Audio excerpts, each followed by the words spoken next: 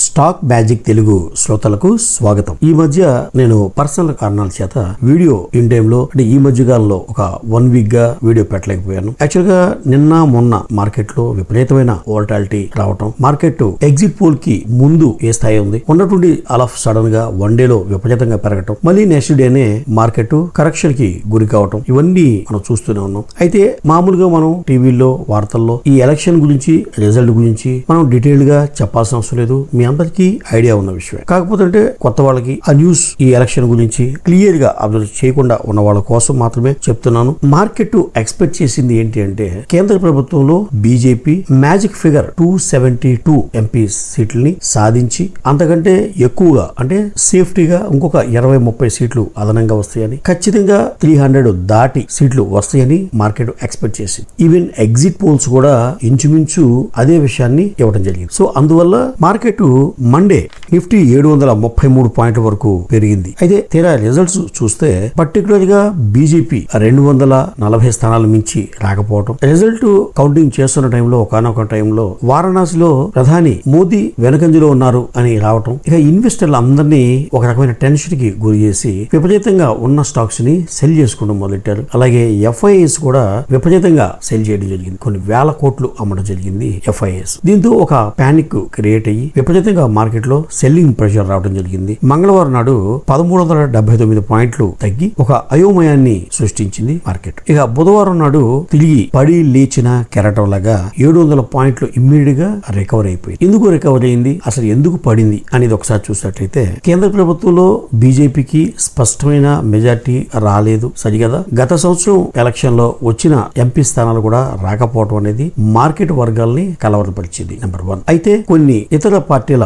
మద్దతుతో ప్రభుత్వాన్ని ఖచ్చితంగా బీజేపీ ఏర్పాటు చేస్తుంది అన్న విషయం అందరికీ తెలుసు. ప్రధానమంత్రి మోదీనే ఉండబోతున్నారని తెలుసు. కాకపోతే స్పష్టమైన డెసిషన్స్, అగ్రెసివ్ గా నిర్ణయాలు తీసుకోలేరు కాబట్టి మార్కెట్ పాయింట్ ఆఫ్ వ్యూ లో అది నెగిటివ్ గా తీసుకుంది. సో అయిపోయింది, మార్కెట్ పడిపోయింది. ఆ తర్వాత ఆంధ్రప్రదేశ్ టీడీపీ సహాయంతో ఎంపీలు, అలాగే జేడీయూ బీహార్ నితీష్ కుమార్ పార్టీ సంబంధించిన ఎంపీలు, సో ఈ 2 పార్టీలు పర్టికులర్ గా ఇంకా మిగతా మిత్రపక్షాలతో కలిపి భారతీయ జనతా పార్టీ ప్రభుత్వాన్ని ఏర్పాటు చేయబోతుంది అని నిర్ణయానికి వచ్చిన తర్వాత మార్కెట్ కవర్ అయింది. ఈ రోజు చాలా పాజిటివ్ గా క్లోజ్ అయింది. ఈ విధంగా కథ సుఖాంతం అవటానికి ప్రత్యక్షంగా ఈ టీడీపీ ఆంధ్రప్రదేశ్ లో, అలాగే బీహార్ సంబంధించి నితీష్ కుమార్ గారి పార్టీ జేడీయూ బీజేపీకి మద్దతు ఇచ్చినప్పటికీ పరోక్షంగా పవన్ కళ్యాణ్ జనసేన పార్టీ అమోఘమైన కృషి ఉందని చెప్పుకోవాలి. ఎందుకంటే జనసేన పార్టీ తరపున పవన్ కళ్యాణ్ ఒక తన పవర్ చూపించాలని చెప్పాలి. ఎందుకంటే ఆంధ్రప్రదేశ్ లో వైసీపీ వ్యతిరేక ఓటుని చీల్చకుండా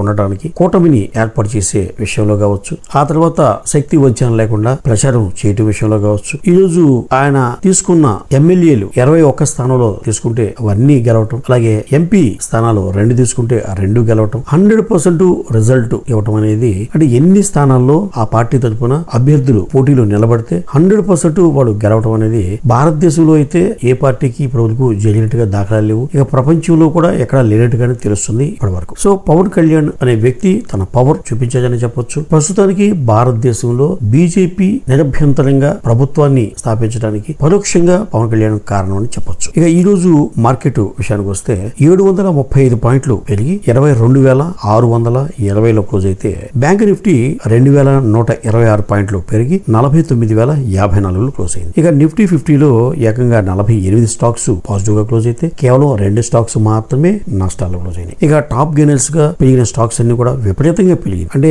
7%, 6% దాకా పెరిగినాయి. అదానీ పోర్ట్స్ కానీ, IndusInd bank, Hindalco, Tata steel, Mahindra and Mahindra లాంటి స్టాక్స్. టాప్ లూజర్స్ గా ఉన్న స్టాక్స్ చాలా తక్కువ తగ్గడం జరిగింది, అంటే భారీగా ఏం తగ్గలేదు. ఎల్ఎన్టీ, పీపీసీఎల్. ఇక బీజేపీ సంబంధించి మరొక విషయం ఏంటంటే కేవలం 292 స్థానాలు సంపాదించి గత ఎన్నికల కంటే కూడా 61 స్థానాలు తక్కువగా వాళ్ళు గెలుపొందడం జరిగింది. ఇది ఒక మైనస్ పాయింట్ గా చెప్పుకోవాలి బీజేపీ సంబంధించి.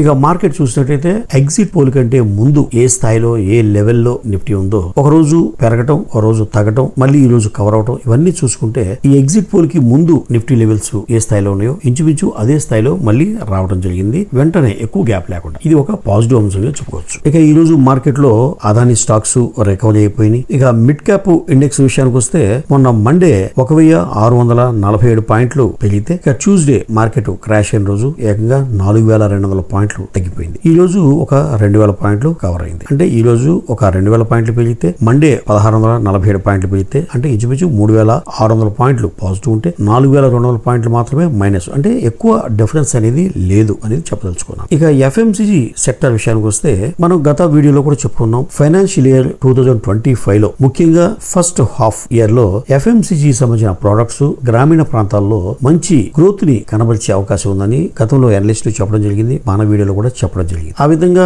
ఎఫ్ఎంసీజీ స్టాక్స్ గత కొద్ది రోజులుగా పెరగడం చూస్తున్నాం. ఒక మార్కెట్ తగ్గుతున్నప్పుడు, వాలటాలిటీ ఉన్నప్పుడు, అనిశ్చితి పరిస్థితి ఉన్నప్పుడు సేఫ్టీగా అంటే ఒక డిఫెన్స్ స్టాక్ గా ఉపయోగపడతాయి ఈ FMCG stocks and pharma stocks. ఈ ఎఫ్ఎంసీజీ స్టాక్స్ అంటే ఫాస్ట్ మూవింగ్ కన్జ్యూమర్ గుడ్స్. అంటే మనము కిరాణా సామాన్లు, నిత్యావసర వస్తువులు వాడే ప్రొడక్ట్స్ అన్ని కూడా ఎఫ్ఎంసీజీ సెక్టర్ కిందకే వస్తాయి. అంటే డాబర్ గానీ, హిందుస్థాన్ యూనిలివర్ గానీ, Marico, Britannia biscuits, ITC, so ఇలాంటి కంపెనీలకు సంబంధించిన స్టాక్స్ అన్ని కూడా ఎఫ్ఎంసీజీ స్టాక్స్ గా చెప్పుకుంటాం. సో మార్కెట్ ఒడిదుడుగులో ఉన్నప్పుడు ఖచ్చితంగా సేఫ్ గేమ్ గా ఇన్వెస్ట్మెంట్ చేసే కంపెనీలు ఎఫ్ఎంసీజీ గా చెప్పుకోవచ్చు. అందువల్ల ఈ రోజు ఎఫ్ఎంసీజీ స్టాక్స్ అనేది చాలా భారీ ర్యాలీని చూసాయి. హిందుస్థాన్ యూనిలివర్ అయితే ఒక 4% పెరిగింది ఈ రోజు. ఐటీసీ ఒక 4%, ఇమామి ఏకంగా 11% పెరిగింది. గోద్రేజ్ కన్జ్యూమర్స్ 6% పెరిగింది. యునైటెడ్ స్పిరిట్స్ కూల్ డ్రింక్స్ దానికి సంబంధించింది 8% పెరిగింది. అలాగే డాబర్ ఒక 4% పెరిగింది. మ్యారికో 5% పెరిగింది. అంటే దాదాపు అన్ని ఎఫ్ఎంసీజీ సెక్టార్ సంబంధించిన స్టాక్స్ అన్ని కూడా